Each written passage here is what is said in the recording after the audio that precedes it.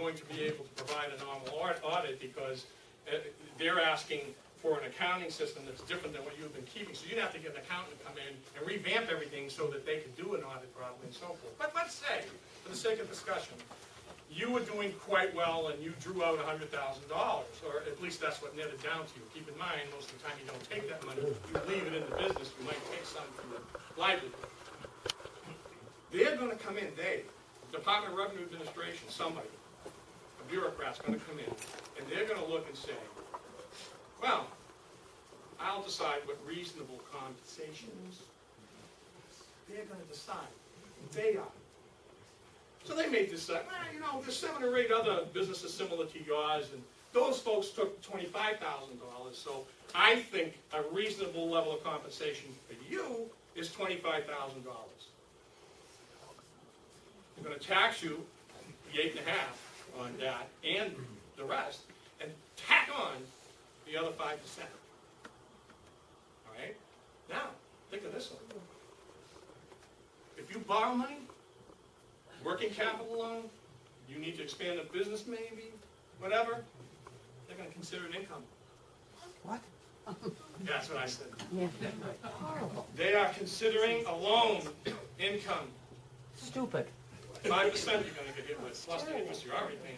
They are trying to destroy us from within and collapse the system, absolutely. So, listen, they passed this in the middle of the night in June without any hearings. It's unconstitutional. This is the point we're talking about in the Constitution. This is an unconstitutional tax. And I am telling you, it's an income tax. Lynch said there would be no income tax, estate sales tax. This is an income tax. Yes, true, it's not an income tax on all of us, but it's an income tax on a pile of us, and it's an income tax. No big deal. So, what you're seeing now across the state is that people are mad as hornets because this was pulled on them in the middle of the night with no hearings at all. You're supposed to have 3 to 4 hearings before legislation is passed. That didn't what happened. So you're having all of these post-LLC tax passing hearings. It's smoke and mirrors. But there is a bill coming out, Jeb Bradley's the co-sponsor, on the 9th that they're submitting to repeal it. You need to call all your reps, especially the Democrats, and tell them that this better not see the light of day. This tax better not see the light of day, they're going to have a revolt. This is how bad things have gotten. And they're all doing this to point you right into and make it come to pass that you have to have a sales and or income tax. Folks, I submit to you, we do not have a revenue problem in this state. We do not. We have a spending problem in this state. Absolutely. That's the whole problem. The first thing these people do when they see a hole in the budget is look for a tax to fill it. They never, ever, ever think about cutting it. Get rid of them. You've got the power. Get rid of them all. Put in people that you trust. That's a good issue. It's the best issue of all. People that you at least, look, we've gotten betrayed. And I understand you and that feeling, because I feel the same way, which is why I'm running it. But it is up to you, after all, to make the determination as to whether I'm a man of integrity or not. You can go and check me out, Google me. You know, everything's open. You can find out everything you want about me. I'm not worried.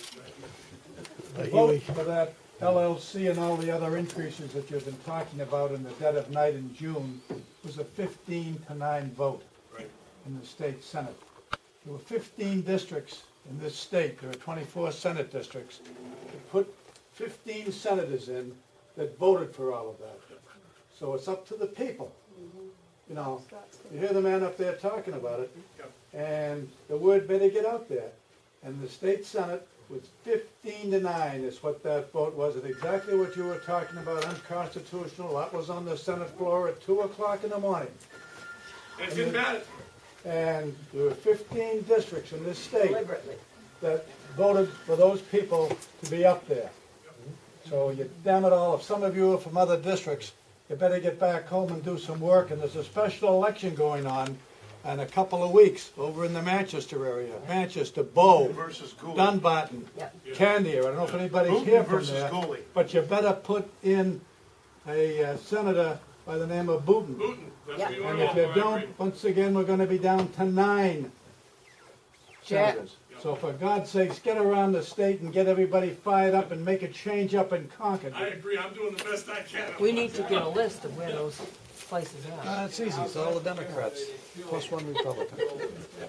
It's easy, get it on your thing. Every Democrat voted for the damn thing. Was it the bill that Jeff Bradley was on? No, it was the Pepino bill, rep of Manchester, I remember it was 1641 or 1643, something like that. There was so many bills that they repealed, tax bills they repealed yesterday, it was sickening. Let's be honest. We don't have a lot of hope, we don't. With the regime, I'm calling it that's in power in this state right now, we don't have a lot of hope that these things are gonna get repealed. They're not gonna do it, they're the ones initiating this mess anyway. Gotta change the numbers. Yeah, you gotta change the numbers, just like he's saying. We have to change the numbers.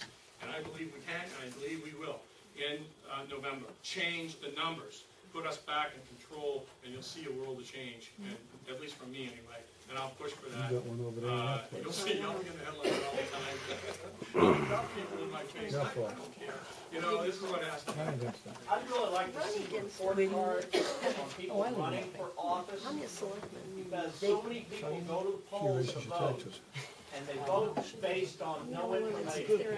They vote based on what they hear from somebody else. Go New Hampshire, we have report cards on all campuses. Yeah, Go New Hampshire does a good job with that. You can get it from them, but there's a couple other groups that do it too. You can get that New information. Hampshire Liberty Alliance. Yeah, Yes, exactly. the Liberty Alliance does the full thing, Yeah, Gun Liberty Owners Alliance does the puts it focus out, on and gun this rights. gentleman is correct. Check out whoever you're gonna vote for, see what their score is, New Hampshire Liberty Alliance. Yes. .com. write it down. Go to that No, site. .org, sorry. NHLA.org. All right, any more questions? I'll stay all night. I'm just worried about all of you, so whatever you'd like to ask, and maybe we can, yeah. What do you feel about expanded gambling? I get asked that every time, so here's me. A lot of folks are in favor and I'm not, and here's why. First of all, because of what I just said, we don't have a revenue problem. That's why I think the expanded gambling enters the discussion so much when I'm out and about.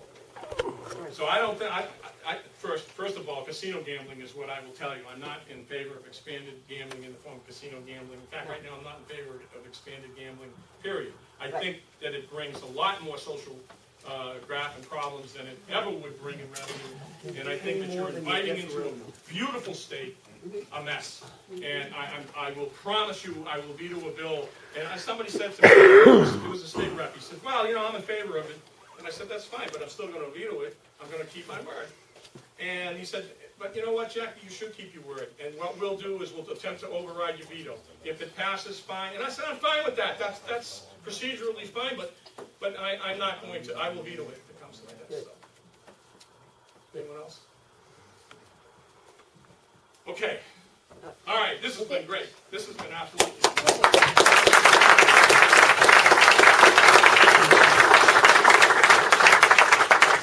Can I say something? Well, a couple of years back, I go down, I have my own grassroots vigilance group, New Hampshire Free, and I try to get down there to kind of try to keep an eye on things as much as I can stand it. But the thing being is they had, they lined bills up together now. They had a bunch of them on Liberty. Now, to make a point of what these people, they had a whole bunch of these things, and they spoke against the people's rights every single time. And they didn't have, the Republicans didn't have enough votes, so they would never allow what was said to be kept. Now, among this, one of the things that was put up was to have it be a stated fact that the parents get to have the final say over their children's education. And a whole bunch of them were all against this. And one young girl Democrat, I figure they must have whipped her afterwards, got up and she said, we can't let the people vote on this because we don't want it. And we know that's their opinion, but they don't say it. And I bet they must have whipped her. Let me say this. If she gets elected, doesn't she? Education is a big issue. It's a huge issue in America. I'm about you now. I believe the money should follow the student. That's right. Okay? If you throw competition in the middle of this fray, you watch and see what happens. It'll straighten itself out. All right? I mean, I sent my daughter went to Berwick Academy because we weren't happy with where she was going. We had